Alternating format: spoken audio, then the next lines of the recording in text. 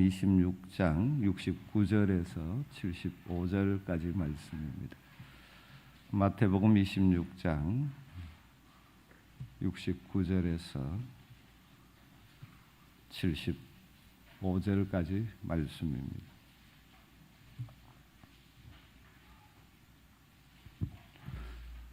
말씀을 한 절씩 교독하겠습니다. 베드로가 바깥들에 앉았더니 한 여종이 나와 이르되 너도 갈릴리 사람 예수와 함께 있었도다 하거늘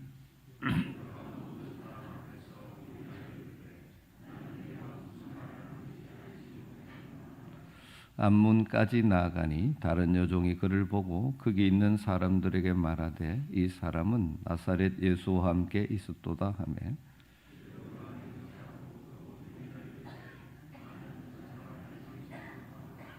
조금 후에 곁에 섰던 사람들이 나와 베드로에게 이르되 너도 진실로 그 도당이라 내 말소리가 너를 표명한다 하거늘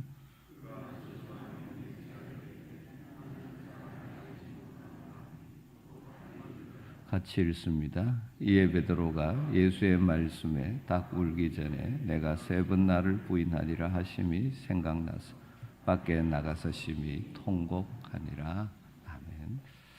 고난 한 주간 특별 새벽 기도에 나오신 여러분들, 이번 한 주간 말씀을 묵상하고 기도하는 가운데 여러분의 그 꼭 필요한 하나님의 은혜가 부어질 줄로 믿습니다. 이번 고난 한 주간 특별 새벽 기도에는 우리가 늘 말씀을 묵상하는 날마다 솟는 샘물의 순서 그대로 따라서 마태복음의 예수님의 이 순환 기사를 묵상하면서 은혜 나누려고 합니다. 오늘 새벽은 위대한 사도요 우리의 신앙의 대선배인 베드로의 실패의 모습을 보면서 우리가 주님을 따르는 제자의 길, 믿음의 길을 넘어지지 않고 승리로 채워갈 수 있는 비결을 한번 생각해 보려고 합니다. 우리 주님 겟세마네 동산에서 제자들에게 말씀하셨죠. 오늘 밤 너희가 다 나를 버리리라. 예수님의 말씀입니다. 그런데 예수님 앞에서 베드로는 큰 소리쳤죠. 모두 주를 버릴지어도 나는 결코 버리지 않겠나이다. 예수님께서는 큰 소리치는 베드로에게 다시 한번 말씀하셨죠. 오늘 밤 딱 울기 전에 네가 3번 나를 부인하리라. 예수님의 말씀입니다. 예수님이 누구십니까? 베드로 자신이 그렇게 고백했죠. 주는 그리스도시요 살아계신 하나님의 아들이시라고. 모든 것을 아시는 분이십니다. 예수님이 그렇게 말씀하셨다면 베드로가 이렇게 무릎 꿇고 요청해야 되지 않을까요? 주님, 그렇다면 내가 어떻게 하면 좋겠습니까? 하고 주님의 도우심을 구해서야 마땅할 것 같습니다. 그러나 베드로는 또 장담하죠. 내가 주와 함께 죽을지언정 주를 부인하지 않겠나이다. 큰 소리 쳤습니다. 그러나 결국 어떻게 되었습니까? 오늘 본문에 나온 것처럼 예수님을 모른다고 3번이나 부인하죠. 여러분, 그럼에도 불구하고 베드로가 다시 회복되어 예수님의 사도로 초대교회의 위대한 지도자로 지속적으로 쓰임 받을 수 있었습니다. 왜 그럴까요? 그 출발은 오늘 말씀 가운데 75절 말씀이 있었기 때문이라고 생각합니다. 이에 베드로가 예수의 말씀에 딱 울기 전에 내가 3번 나를 부인하리라 하심이 생각나서 밖에 나가서 심히 통곡하니라. 그 딱 울음 소리를 들을 때 베드로에게 뭐가 생각났습니까? 예수님의 말씀이 생각났습니다.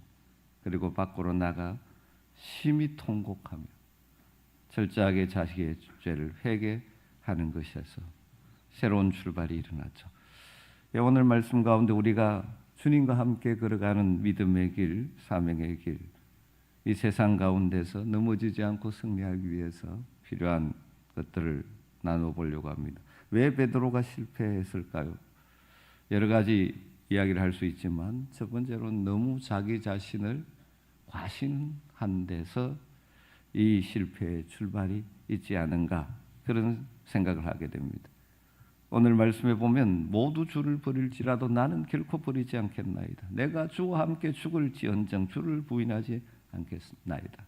이 큰 소리쳤던 베드로, 그 연약함과 그 무너지는 모습을 단계적으로 보여주고 있죠. 69절에 베드로가 바깥들에 앉았더니 한 여종이 나와 이르되 너도 갈릴리 사람 예수와 함께 있었도다 하거늘. 베드로가 첫 번째 부인합니다. 누구 앞에서 부인을 합니까? 총칼 든 군인이 아닙니다. 누구죠? 여종 앞에서. 71절 말씀도 마찬가지죠. 앞문까지 나가니 다른 여종이 그를 보고 거기 있는 사람들에게 말하되 이 사람은 나사렛 예수와 함께 있었도다 하며 두 번째도 여종 앞에서 예수님을 모른다고 부인합니다. 세 번째 73절에 조금 후에 곁에 섰던 사람들이 나와 그 옆에 서 있던 구경꾼들 앞에서 예수님을 모른다고 부인해버리죠. 그리고 부인의 강도도 점점 심해지는 것을 우리는 알 수 있죠. 그냥 첫 번째는 부인합니다. 두 번째는 맹세까지 합니다. 세 번째는 저주까지 합니다. 내가 만일 거짓말한 것이라면 하나님께서 내게 벌을 내리시기를 원합니다 식입니다. 여러분, 예수님은 베드로의 사랑받는 제자였죠. 3년 동안 주님과 함께하면서 많은 가르침과 많은 능력을 경험한 사람입니다. 그런 베드로가 그 두려움 앞에 연약하여 넘어졌다는 사실을 생각하면 우리도 넘어질 수 있는 존재들이고 자주 넘어지는 존재죠. 그러니까 다르게 말하면 내가 얼마나 약한 존재인지를 잊지 말아야 합니다. 여러분, 우리가 연약한 존재임을 인정하고 그 다음 뭘 해야 됩니까? 주님의 도우시고 주님의 지키시는 은혜를 구해야 하는 것이죠. 주님의 은혜가 아니면 우리는 넘어지기 쉬운 연약한 존재임을 인정하고 겸손히 주님의 은혜를 구하며 살아가는 자들이 넘어지지 않고 우리가 걸어가야 될 믿음의 길, 사명의 길, 주님과 동행하는 길을 지속적으로 걸어갈 수 있는 것이죠. 사도 바울이 그래서 고린도전서 10장 12절에 이렇게 우리에게 권면하고 있죠. 그런즉 선줄로 생각하는 자는 넘어질까 조심하라. 주님의 십자가의 길을 묵상하면서 우리가 주님과 동행하는 복이 있는 삶을 살기를 소망한다면 우리의 연약함을 인정하고 늘 주님의 은혜를 구하고 주님의 도우심을 구하는 저와 여러분 되시길 주님으로 축원합니다. 주님이 은혜 베푸실 때, 주님이 우리를 붙들어 주실 때 우리는 어떤 두려움 앞에서도 어떤 상황 앞에서도 담대하게 나갈 수 있는 것이죠. 두 번째로 베드로의 실패의 원인은 깨어 기도하지 않았기 때문입니다. 겟세마네 동산에서 예수님은 제자들에게 말씀하셨습니다. 내 마음이 심히 고민하여 죽게 되었으니 너희는 여기 머물러 나와 함께 깨어 있으라. 예수님이 말씀하셨음에도 불구하고 베드로를 비롯한 모든 제자들은 깨어 있지 못했습니다. 그런 제자들을 향하여 주님 안타깝게 말씀하셨죠. 너희가 나와 함께 1시 동안도 이렇게 깨어 있을 수 없더냐. 그러면서 우리 주님 이렇게 말씀하셨습니다. 시험에 들지 않게 깨어 있어 기도하라. 시험에 들지 않게 깨어 있어 기도하라. 마음은 원이로되 육신은 약하도다. 예수님은 베드로와 제자들에게 인간의 육신이 얼마나 연약한 존재인지를 말씀하시죠. 그 약함을 뛰어넘을 수 있는 비결이 무엇입니까? 깨어 기도하는 것이라는 거죠. 여러분, 우리 주님 오늘 이 시대의 믿음으로 살아가는 우리들에게도 동일하게 말씀하고 계시지 않습니까? 사랑하는 성도 여러분, 어떻게 우리가 믿음의 길, 고귀한 이 사명의 길, 복된 길을 넘어지지 않고 걸어갈 수 있을까요? 시험에 들지 않게 깨어 기도하시기를 주임으로 축원합니다. 이 고난주간 새벽을 깨우는 것이 여러분의 삶의 시작이 되어서 늘 깨어 있기를 주임으로 축원합니다. 그러면 우리 앞에 다가오는 다양한 시험과 유혹과 어려움들을 능히 이겨낼 수 있을 것입니다. 깨어 주님의 뜻을 분별하는 자들은 우리의 삶에 주님이 기뻐하시는 선한 열매를 맺으며 살아가는 복을 누리게 될 줄로 믿습니다.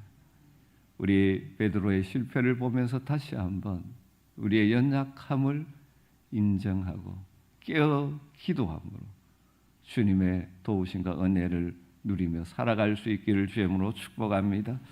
그리고 베드로는 또한 넘어졌지만 다시 일어설 수 있었던 것은 주님 앞에 눈물로 회개했기 때문이죠.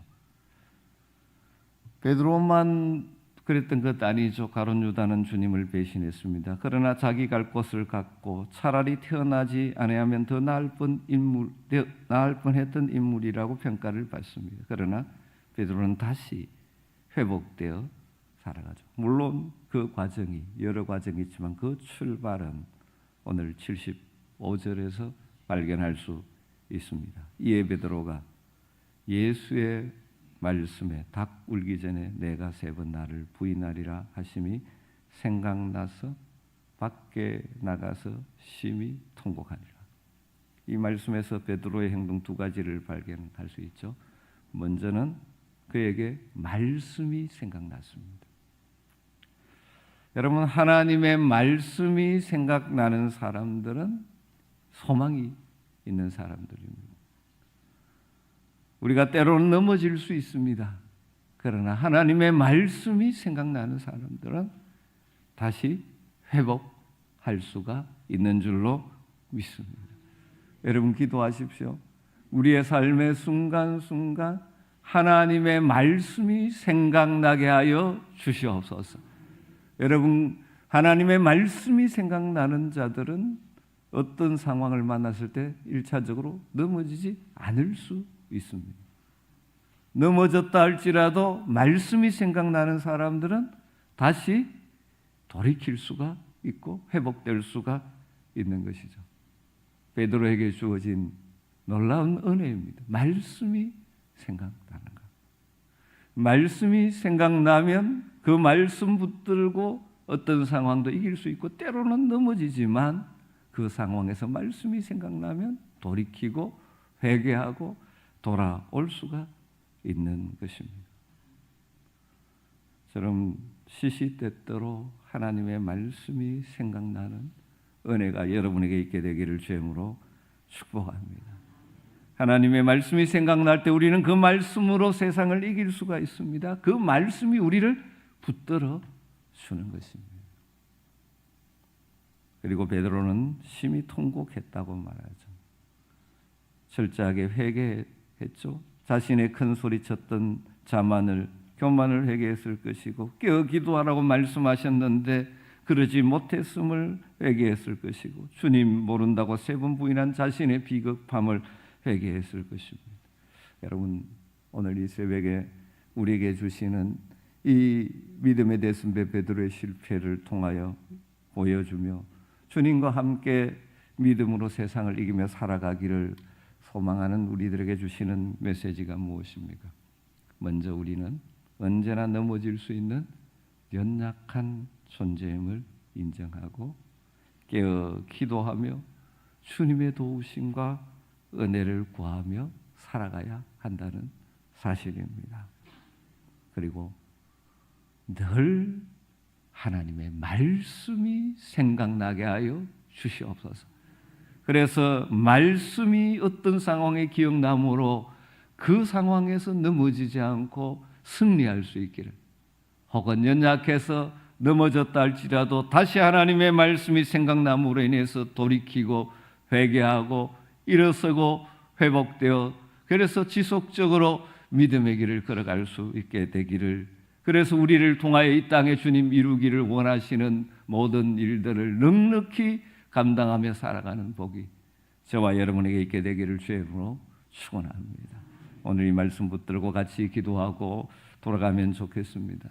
여러분, 이 고난 주간에 우리가 먼저 베드로를 통하여 우리에게 보여주시는 주님의 음성을 가슴에 담고 기도하면 좋겠습니다. 주님, 그렇습니다. 저 연약한 존재입니다. 주님의 은혜가 아니면, 주님이 붙들어주지 않으면 넘어지기 쉬운 존재입니다. 주님 긍휼히 여겨 주시옵소서. 늘 깨어 기도할 수 있게 하여 주시옵소서. 삶의 순간순간 말씀이 생각나서 그 말씀이 나를 붙들고 그 말씀 때문에 다시 일어나고 회복되어지는 은혜를 누리게 하여 주시옵소서. 여러분, 사랑하는 여러분의 가족들과 특별히 사랑하는 여러분의 자녀들이 살아가는 이 세상 가운데 얼마나 유혹이 많고 그들로 하여금 믿음의 길에서 떠나게 하는 일들이 많습니까? 여러분의 자녀들을 위해서도 기도하십시오. 하나님, 우리의 자녀들이 연약함을 인정하고 깨어 기도하는 기도의 사람이 되게 하시고 삶의 순간순간 하나님의 말씀이 생각나는 복된 인생 되게 하여 주시옵소서.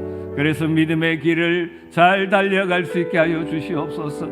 오늘 말씀 붙들고 자신과 사랑하는 여러분의 가족을 또 여러분의 자녀들을 가슴에 품고 간절히 기도하고 또 여러분에게 필요한 회복의 역사가 또 여러분의 가정에 있는 이루어져야 될 여러분의 간절한 기도 제목들을 간절하게 올려드리고 나가면 좋겠습니다. 우리의 기도를 들으시고 우리에게 은혜를 베푸시는 주님의 이름을 부르고 기도하겠습니다. 주여, 주여, 주여. 주님 감사합니다.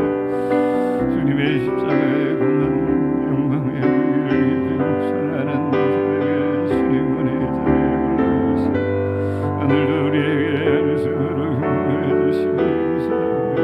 주님 그렇습니다. 우리의 은혜상에